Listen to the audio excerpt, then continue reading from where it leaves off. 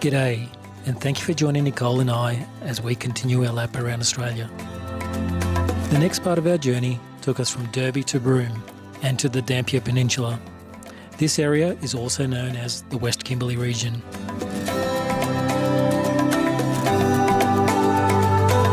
The journey from Derby to Broome is a little over 2 hours. Controlled mosaic backburning was in full swing. We scanned every river crossing for crocodiles.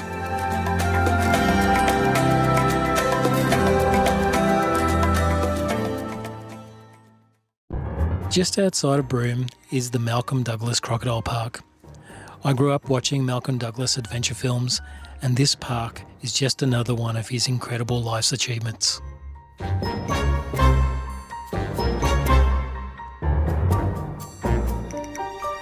It's pretty neat. It is, thank you. The daily feeding tour was both entertaining and educational.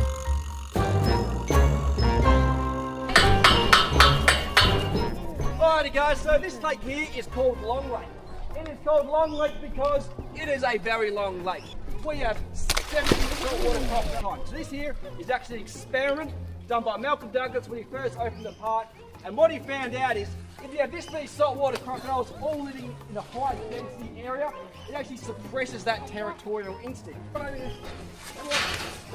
Come on. All right.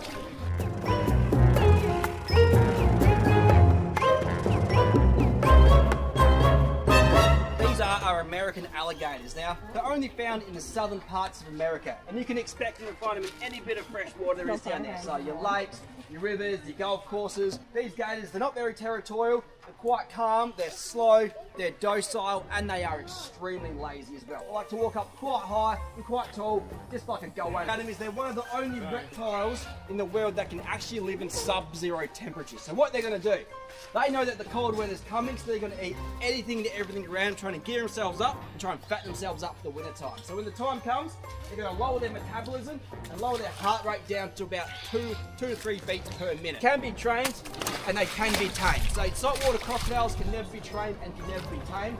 These gators, you can literally teach them to go fetch a ball and bring it back to you. So they are.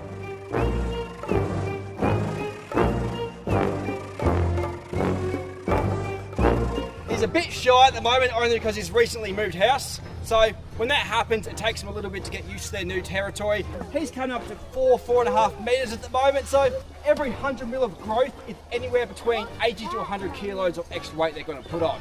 And a male saltwater crocodile will never stop growing until the day he dies. So they could easily be over 6 meters long and weigh in excess of 1 ton. Hopefully, by me throwing this pearl float in, it's going to try and trigger that territorial instinct. So if something's in his house, in his home, hopefully he's going to come check out what it is. Now their tail's about 50% their body length and about 1/3 of their body weight.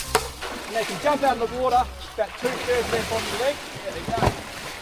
Now hopefully we get something out of here we call a death roll. You've probably seen videos of it. It's when crocodiles just spin around.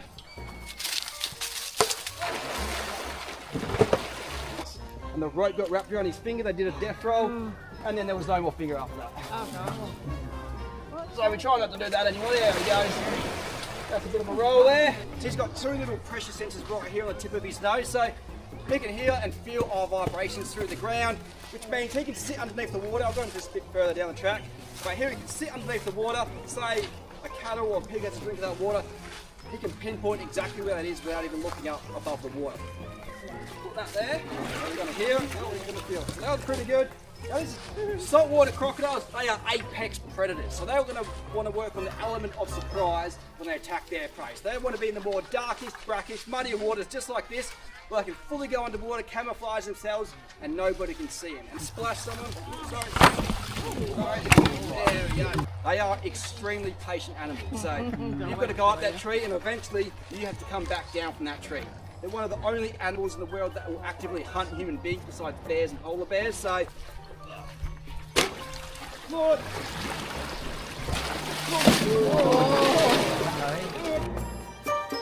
His stomach acid comes to about a pH level of 1, which is about the same as hydrochloric acid. So he can actually eat metal, digest it, and it's going to come out of the other end.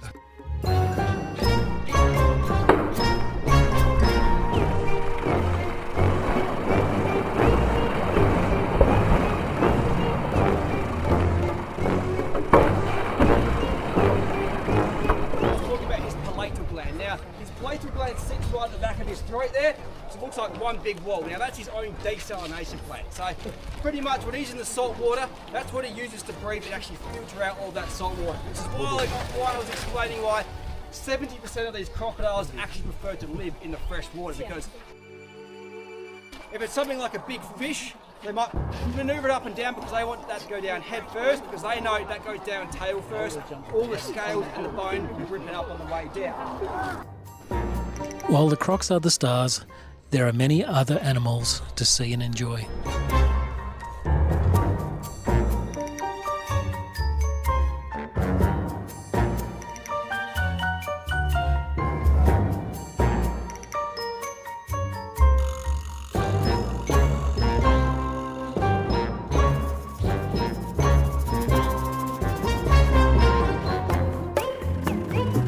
Although Malcolm Douglas is no longer with us, his legacy lives on. On arrival in Broome, our first stop was the spectacular Cable Beach, pure coastal magic with its soft white sands and turquoise waters.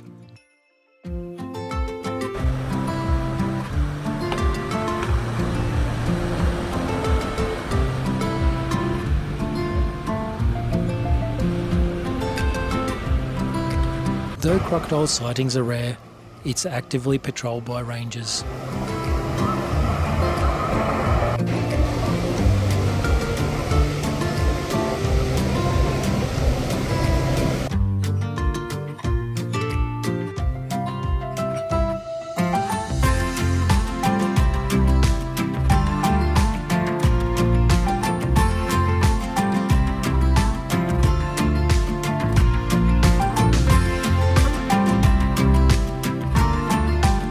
The foreshore is currently undergoing a revamp to improve access and amenities, making it a world-class beach.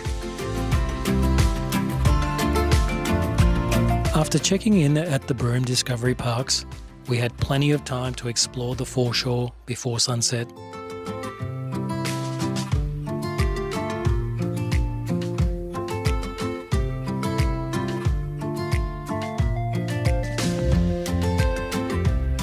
The Town Beach Jetty extends into Roebuck Bay and is a great spot for fishing, spotting turtles, stingrays and dolphins.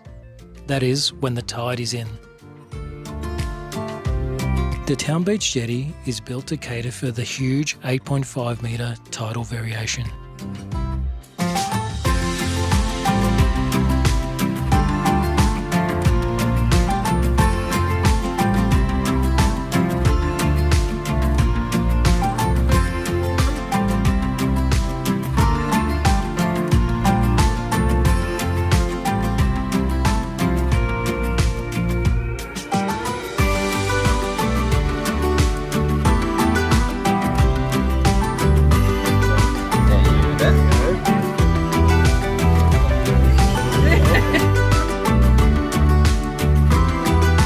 With ice cream in hand, we were entertained by fishermen retrieving their boats on a rapidly receding tide.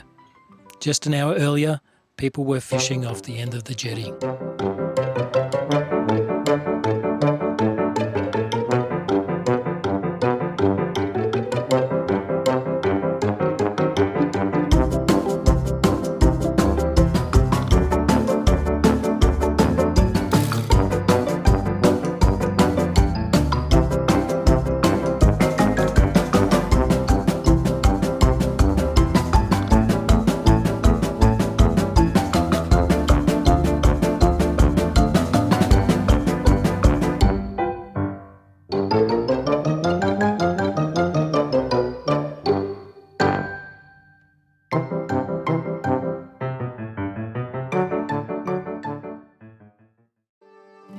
To make Nicole's birthday special, we started the day with the Pearl Luggers tour. The tour transported us back in time to the early 1900s, when Broome was the most important source of mother of pearl in the world, providing 80% of the world's supply. The Pincata maxima oyster grows up to 30 centimetres or 12 inches in diameter and are the largest pearl oysters in the world. Their shell is composed of mother of pearl and has been predominantly used for making buttons.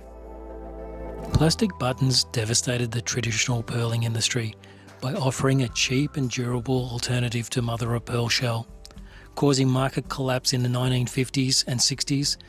This forced a major pivot from shell collection to a more lucrative cultured pearl farming.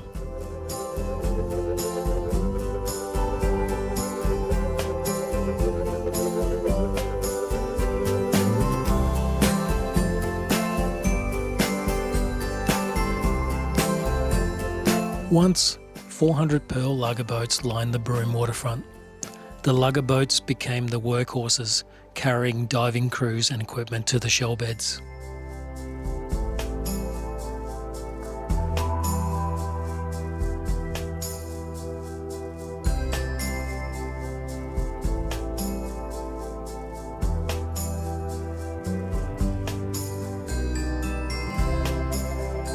The pearl divers faced sharks, currents and the deadly bends. The hard hat suits weighed in excess of 80 kilos and required immense physical strength and endurance. Hand-pumped air was delivered to the diver via an umbilical, which was used by the diver to breathe and communicate with the surface. Many didn't come home.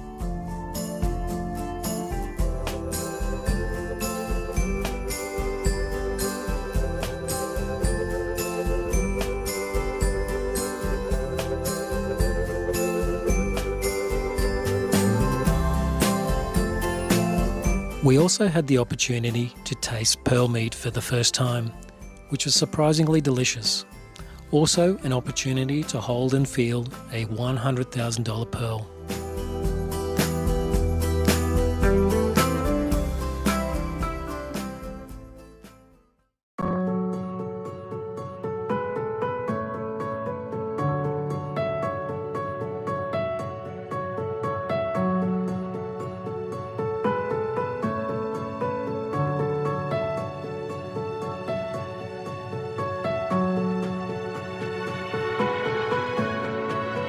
A sunset cruise on an old lugger boat called Willie was the perfect way to end Nicole's birthday.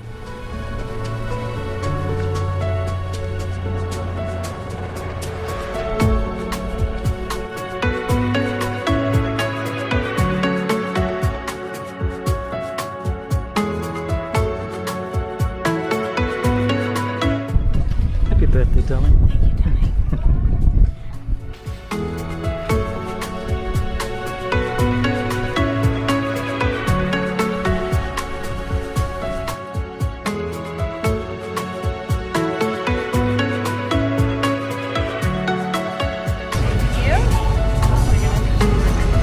Down the hatch.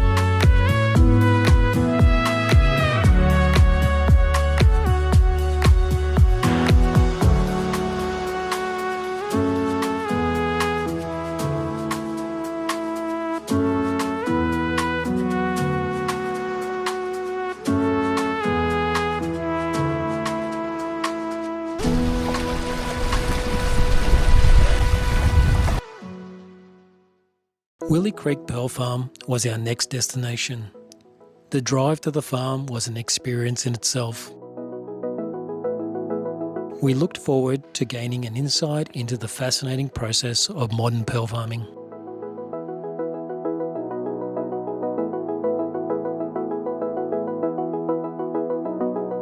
Our tour guide taught us about the complex anatomy of the Pincata maxima oyster and how it creates nacre to form the pearls, and the rarity of the pearls forming naturally. The advent of creating cultured pearls transformed the industry into what it is today. A delicious fruit and damper morning tea at the Harvest Cafe before boarding their solar-charged electric boat to view a long line in action.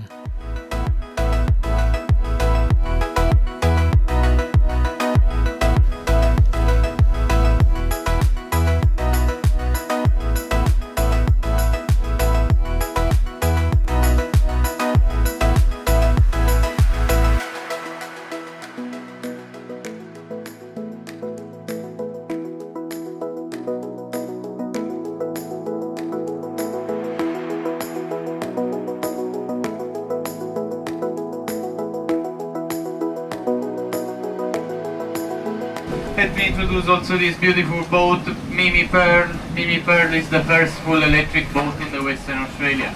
Just the second one in the whole Australia for commercial purpose. We are collecting 100% of the sun energy with a solar panel on the roof, another 40% with a solar panel above your head for the sun reflection on the water. Charging 3 lithium battery of 10 kilowatt each one, so 30 kilowatt is the input power at the engine. So I can tell you it's quite an hard job to take care of these oysters. The first important job is about the divers. They're gonna search for a good sea floor to lay down the panel with a baby shell to let them grow up properly. They don't like to stay covered by sand, so they're gonna move the panel from the sand to some sea vegetation. Same after they get seeded, they're gonna stay another 4 to 6 weeks in a good sea floor so they can get used to have the nucleo inside. As soon as they start to produce the nacre, they're gonna spend 2 years in the long line with the float. During these 2 years, we need to keep them cleanest as possible, and especially weakness. So what we're gonna do with Lady Q, the cleaning vessel that I will show you later, we're gonna pull up the long line, send the panel to the high pressure washing machine where they get clean from the algae and the seaweed. Then we're gonna chop away all the barnacles and try to spot the 3 parasites that can attach the oysters. Aside, we need to be careful about the direction of the oysters. As you can see, they are all facing up with the lips to the sky.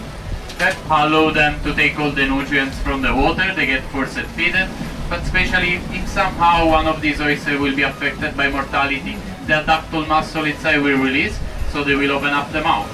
If there is a beautiful pearl inside and the oyster is upside down, bye-bye, we're going to lose the pearl in the bottom of the ocean. Doing this little job, we are sure that the pearl will be seated and safe in this natural pocket, which is the hinge. So it's really important for us. We have been able to recover this pearl just for the right direction of the oysters. You can have a look. We take security very seriously. There is a big piece of sticky tape around the box. Don't try to undo it, please. That's why also they hired a Sicilian skipper on the boat. You don't want to mess with me. Any other question about the cleaning process? I will pause for the picture in a while.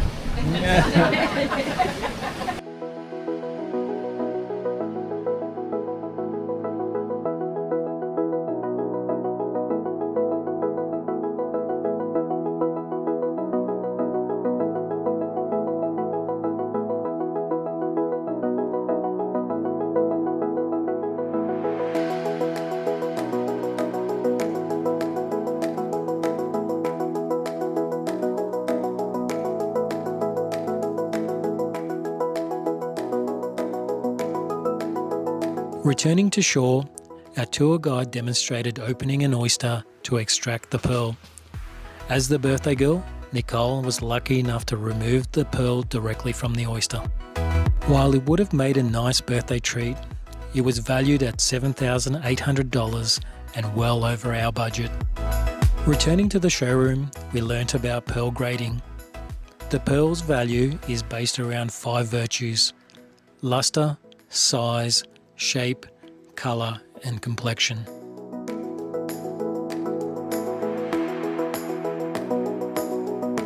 A gourmet lunch awaited us on the completion of the tour.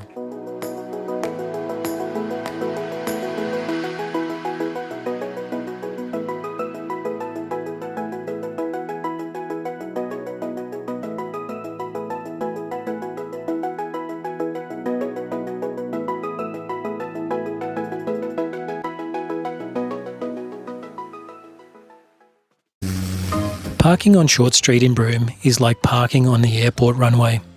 However, it was nice and close to the world's oldest picture gardens that survived tidal flooding, World War II and cyclones.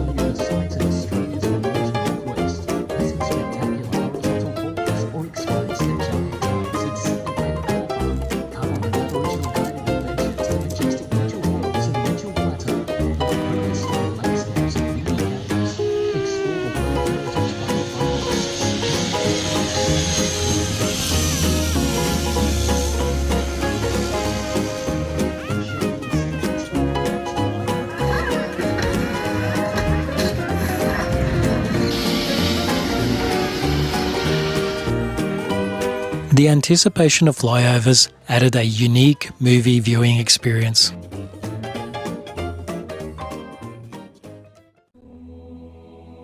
"6 a.m. pickup from Broome Discovery Parks was a bit harsh for us night owls. However, we were rewarded with a magical sunrise. The first stop was the Sacred Heart Church in Beagle Bay. The French Trappist monks came to Beagle Bay in 1890, with German Palatine monks taking over from 1900. The present church was modelled on a German country parish church and was opened in 1918.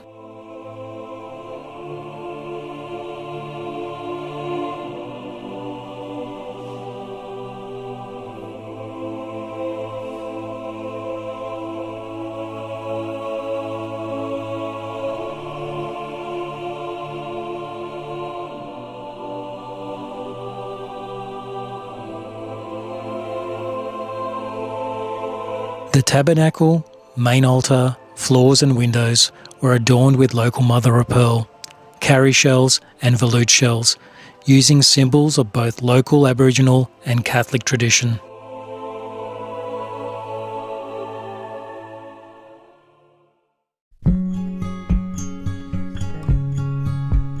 The second stop was Cygnet Bay Pearl Farm. Our tour guide was a local Bardijawi man who was extremely knowledgeable and passionate about cultural and commercial value of pearls. We're going to be focusing more on the Pinctada maxima. So with this species of oyster, it only starts growing at Shark Bay and ends in the King Sound. So it's only along this stretch of coast where this species of oyster grows. The only other place where he starts growing again is at the tip of Cape York, runs through the Torres Strait and goes to the Philippines. And with the Pinctada maxima, in the wild it can live up to 40 years old and grow to the size of your average dinner plate.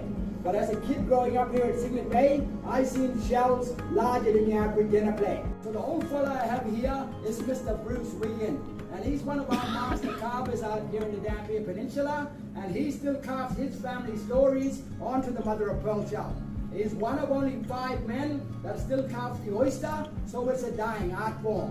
The name for the mother-of-pearl shell in Bardijawi is Guan, but in this form, Rigi. So what we're looking for as Indigenous people is basically the natural teardrop shape. So just the natural teardrop shape in here. So in the past, if my old people was to find natural pearls in wild oysters, they would just chuck those ones away. It's got no importance to us.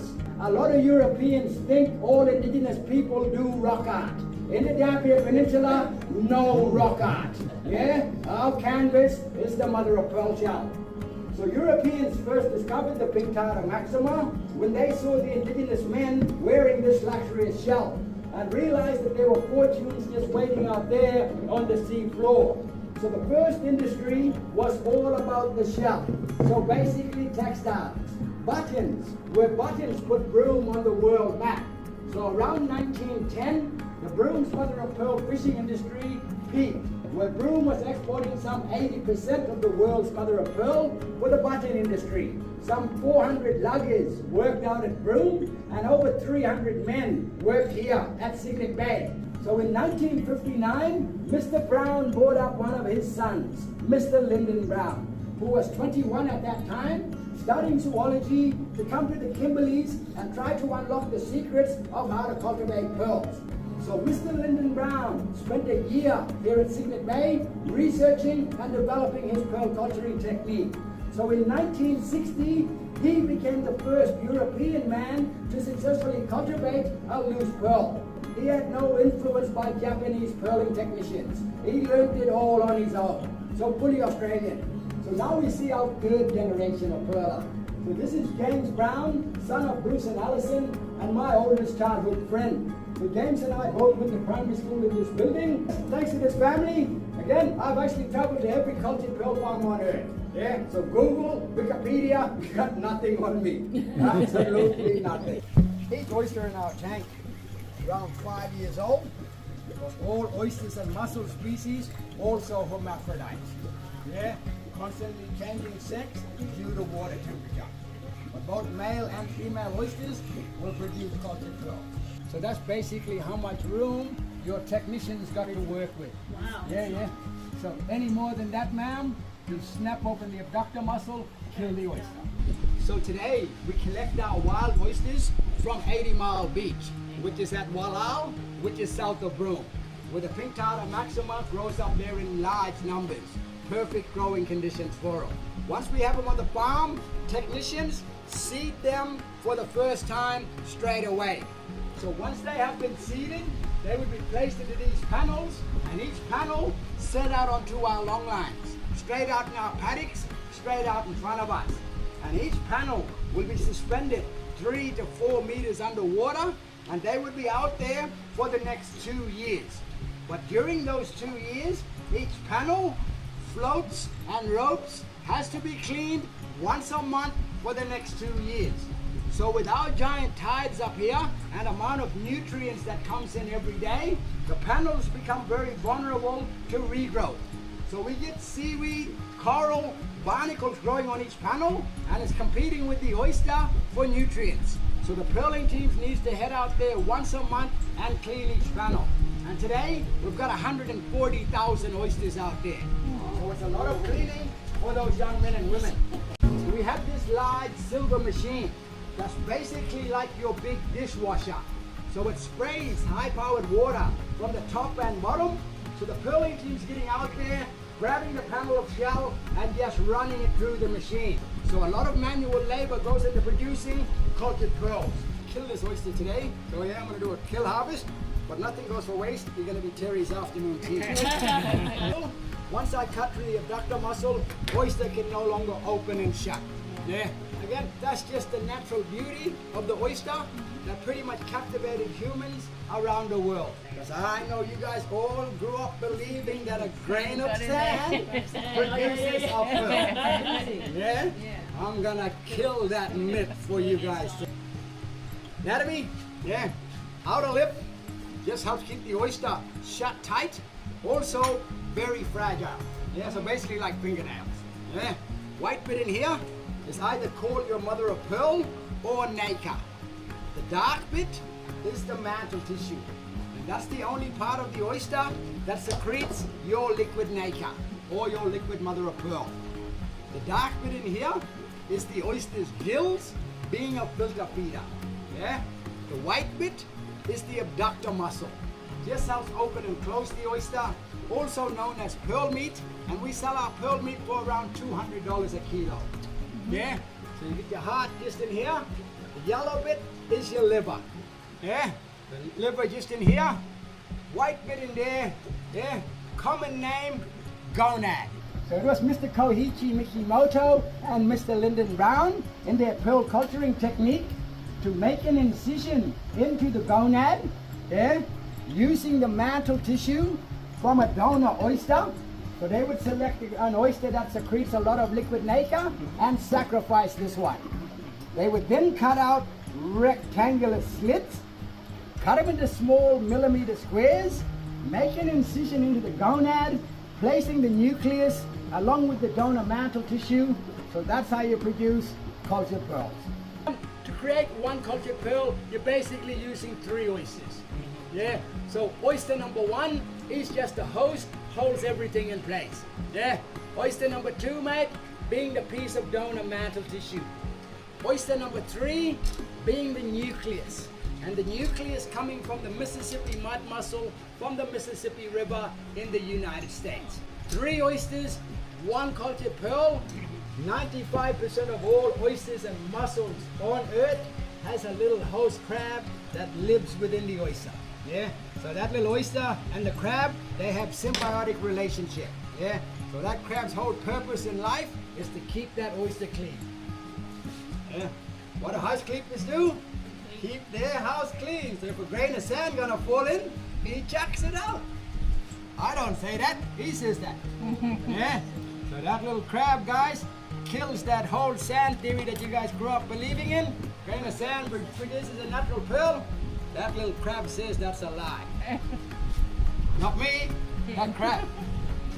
I'll pop this little guy out, see what we have, and we'll head back to the gallery and... Wow! Yeah. A special thanks to Terry for sharing his experiences and for the demonstration of a live pearl harvest with such enthusiasm and passion. Returning to the gallery, we learnt about pearl grading. A pearl's value is based around 5 virtues: its luster, size, shape, colour and complexion.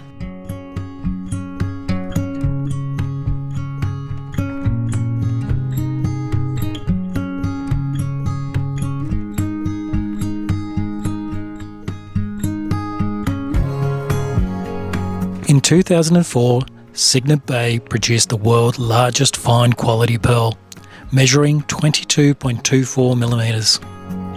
We finished the tour with a delicious grilled barramundi lunch at the Cygnet Bay restaurant, which overlooks the turquoise waters of the King Sound.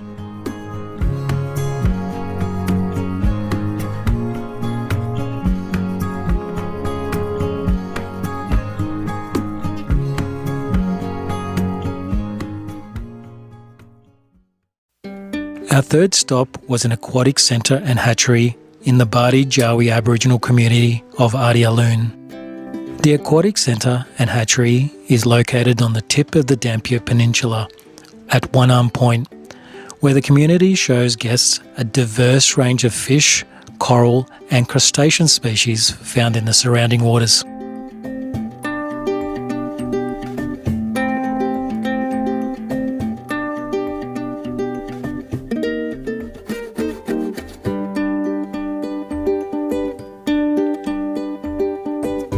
The hatchery was established to address the declining stocks of the crocus shell, which were used for buttons just like the oyster shells.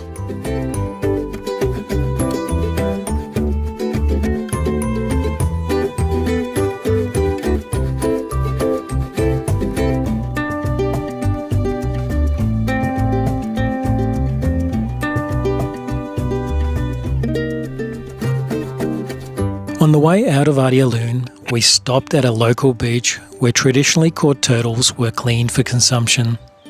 Sharks were aware of this practice and approached thinking they were getting a feed.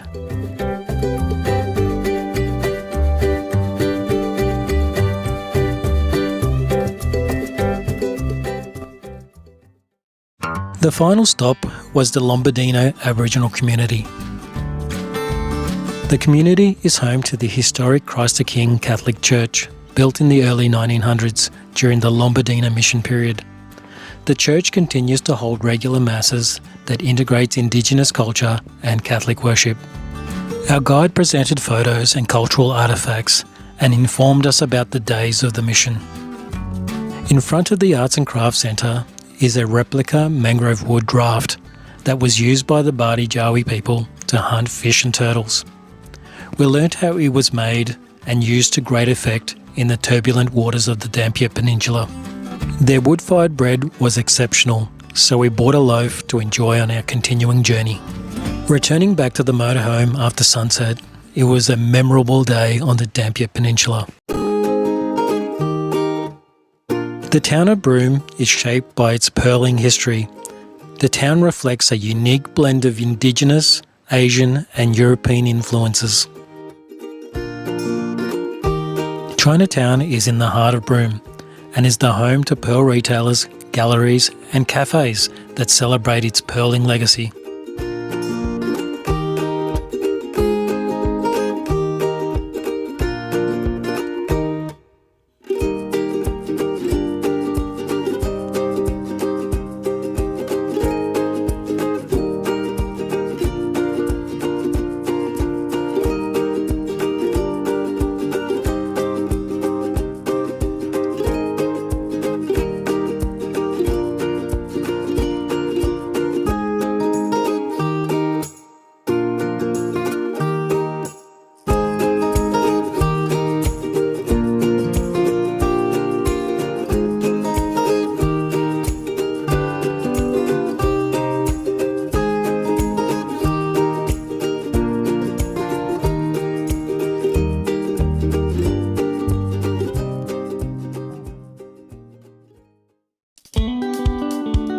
Matzo's Broome Brewery is an iconic Broome venue. Matzo's is renowned for its ginger beer and mango beer and a selection of other beers that reflect the season and region.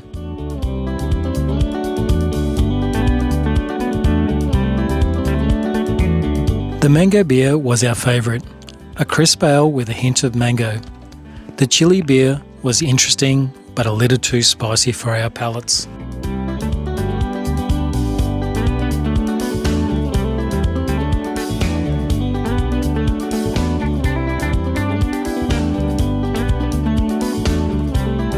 Broome and the Dampier Peninsula have so much to offer.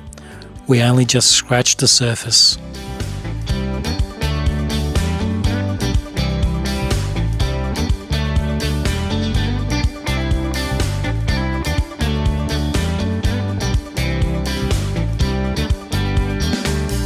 Join us on the next episode as we leave the Kimberley region and explore the Pilbara.